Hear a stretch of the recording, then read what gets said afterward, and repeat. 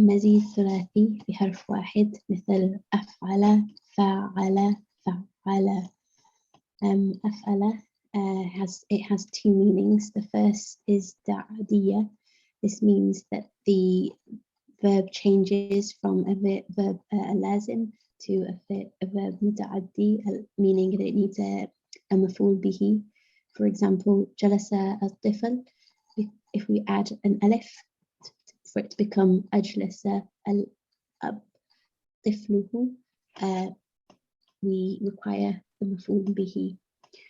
The second meaning is sayrura al-ma'na. This means that it changes into something else.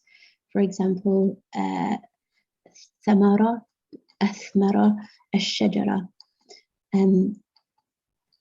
Fa'ala, this has two meanings also. The first is participation again. So this is when an act is done with another person. For example, la'iba al-waladu. We could change that to la'aba al-abu waladu, meaning they are doing it together. The second meaning is sayrura ma'na. This is done a changing of states from one state to another. So afa Allahu al-marid, the person becomes, Allah subhanahu wa ta'ala changes the person's state from sickness to wellness. Fa'ala, this has two meanings also.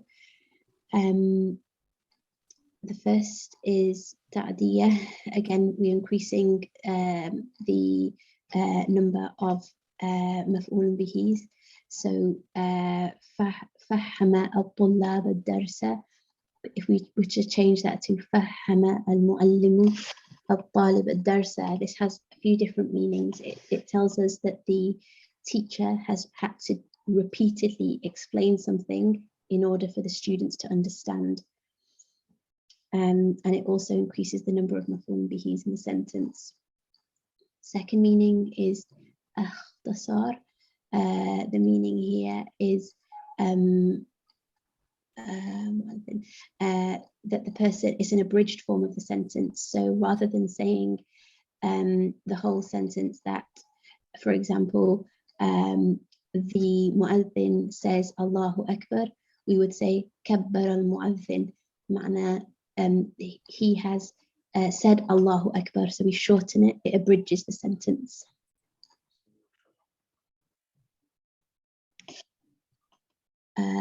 Increasing a 3-letter verb by two letters. For example, alif and noon in fa'ala, alif and ta in ifta'ala, ta and alif in taf'ala, tafa'ala afwan, and ta and shadda in taf'ala, and if'ala, if'alla afwan. So in fa'ala, this has one meaning that there's ease in doing the verb. The fa'il is absent. For example, kasartu al-kub, I broke the glass. Inkasara means the glass was broken, but we don't know who did it. It's unclear as to who the fa'il was. Ifta'ala, this has two meanings. So the first one is takthir, as in it happened a lot of times. So it's not a one-off, it happened multiple times. And the second meaning is participation again. So it's not something that happens on our own. So jama'a becomes ijtama'a. So al-fariqan fi mubara. It has to be that there's more than one person involved in it. It's not done on our own.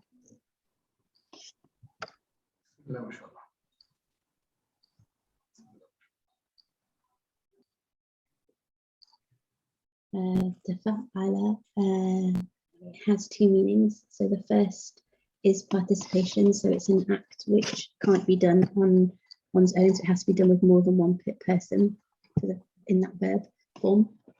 And the second meaning is that somebody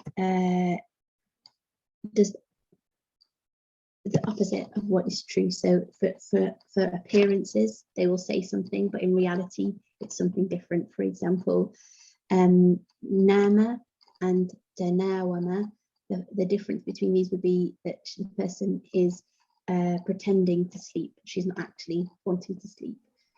Tafa'ala has two meanings. The first is there's ease in the action of the verb, there's no difficulty in it. And the second is to encourage, so to encourage or to, again, not actually show what you're really feeling, but to go towards something that's different for the sake of, but for a reason. If'ala, this has a meaning of takfir or mubalagha, so this is like to be overpowered by something. So for example, Marat az-Zahra, this means that it's kind of overpowered by the by one color. This can be used for colors or for an illness. So i'wara would imply a person goes from having both eyes to becoming one-eyed. So they've become overpowered by the illness of the problem with the eyes.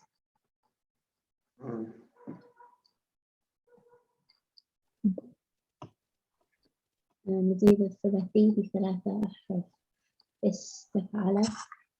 This has two meanings. The first is a request, and there's difficulty in responding to this request. This would be, for example, خرج المهندس البترول would become استخرج المهندس البترول if there is some difficulty in the request that's being made.